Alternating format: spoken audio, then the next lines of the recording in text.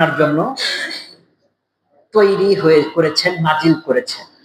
এরপরে যদি আল্লাহ তাআলার হুকুম না পালন করি, আমরা সৃষ্টিকর্তার ইবাদত যদি না করি, আল্লাহ তাআলার দেওয়া নিয়ামত পেয়ে তার শুকরগুজার যদি না করি, এই পৃথিবীটা যে বিছানা স্বরূপ তৈরি করে দিয়েছেন, আকাশকে ছাদ স্বরূপ তৈরি করে দিয়েছেন, আকাশ থেকে পানি বর্ষণ হয়ে আমাদের কাছে বিভিন্ন ফসল আদি ফল ফলাদি চলে আসছে রিজিক হিসাবে।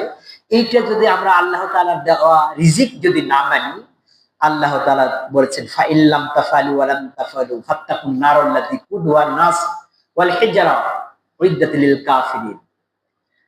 আল্লাহ তাআলা বলেছেন যে সেটা হলো যে আমি আমার বান্দার প্রতি যে কোরআনুল কারীম নাযিল করেছি, এইটাও যে সন্দেহ পোষণ করো, তাহলে তোমরা একটা সূরা নিয়ে আসো, সেই সূরাটা তো নিয়ে আসতে পারবে না।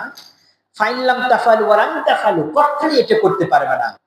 ফাত্তাকু, এরপরেও তোমাদেরকে আমি ভয় দেখাচ্ছি, তোমরা ভয় করো নারা, আগুনকে। কোন আগুন? যেটা জাহান্নামের আগুন, যেই আগুনের জ্বালানি হবে।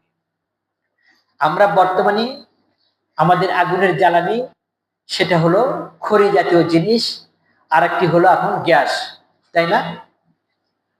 LP gas.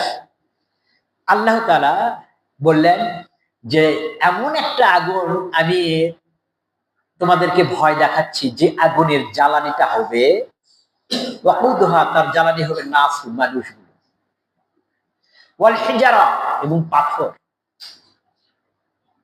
আজকে এই কথাটা পাথরেরা শুনছে, পাথরেরা জানে যে আমাদেরকে দ্বারা জাহান্নামের আগুন জ্বালানো হবে।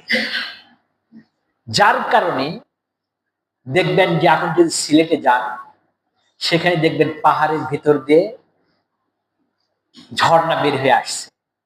ওই পাশে কি আল্লাহ তাআলা আসমান থেকে পানি দিচ্ছে যে ওই পাহাড়ের ভিতর দিয়ে কি বলে পাথরের গড়ে গড়ে, পাথরের চিপা দিয়ে, বালির চিপা দিয়ে আস্তে আস্তে পানিগুলো আসতেছে? ওখানে কি আল্লাহ তাআলা মেশিন সেট করে রাখছেন? হ্যাঁ, না ওই পাহাড়ের অপর সাইডে বিশাল বড় সাগর, মহাসাগর আছে, যেটা পানিটা উপর দিকে আছে, আর ওটা ভেদ করে আল্লাহ তাআলা আমাদেরকে এই ঝর্ণাটা দিয়েছে। বলুন তো সেরকম কোন কিছু আছে? আমি কি কথাগুলো ভুল বলতেছি? আপনারা বুঝতে পারতেছেন না? পাহাড়, এই পাশে ঝর্ণা, অপর সাইডে তাহলে পানি থাকা লাগবে, তাছাড়া ঝর্ণার পানিটা কোথা থেকে আসবে? নাকি? কিন্তু অপর সাইডে ওইরকম পানির কোন ব্যবস্থা আছে?